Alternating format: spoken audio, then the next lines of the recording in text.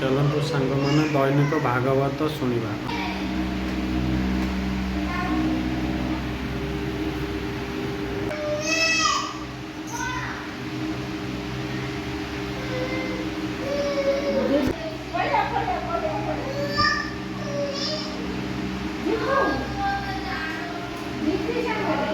भक्त कवि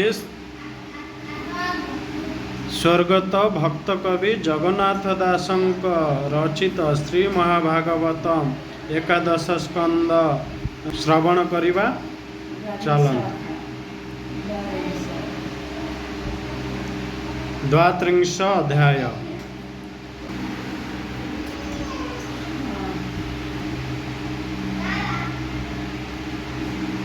द्वात्रिंश अध्याय। एबे हो परीक्षित शुण विधातादि देवगण रजनी मुखे दिवान्ते मिलिले कृष्ण रग्रते सिद्ध गंधर्व पितृगण पिचास किन्नर चारण जक्ष गृह्यक जे किन्नर घेनिण नाना उपरम जक्ष गृह्यक जे किन्नर घेनिण नाना उपहारम कृष्ण गमन खेल देखी मिलिले भुवन पेखी दिव्य कुसुम बरसंती जय शबद कलस्तुति मुखे दिवान्ते मिलिले कृष्ण रग्रते सिद्ध गंधर्व पितृगण पिचास किन्नर चारण जक्ष गृह्यक जे किन्नर घेनिण नाना उपरम जक्ष गृह्यक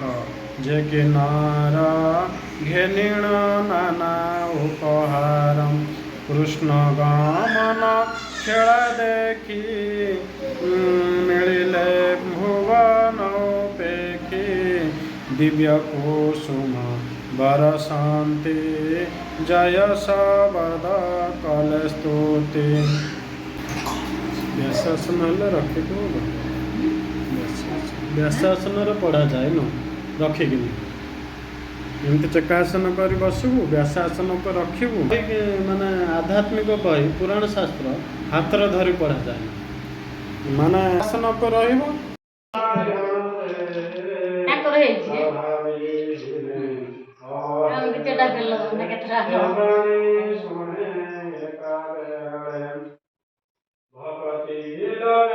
कृष्ण पादे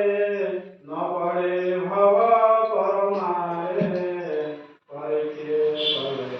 जता श्रीकार श्री भागवतम एणे जीवर परित्राण सुजने नित्य यह सुमण भगति कृष्ण पादे लभा मनुष्य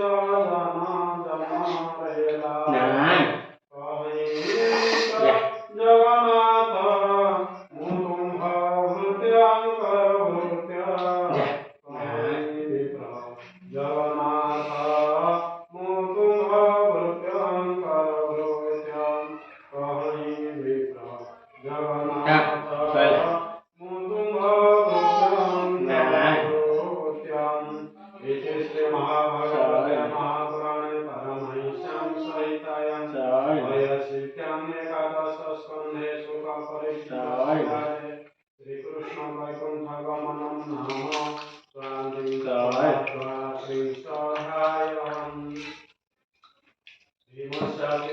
नाम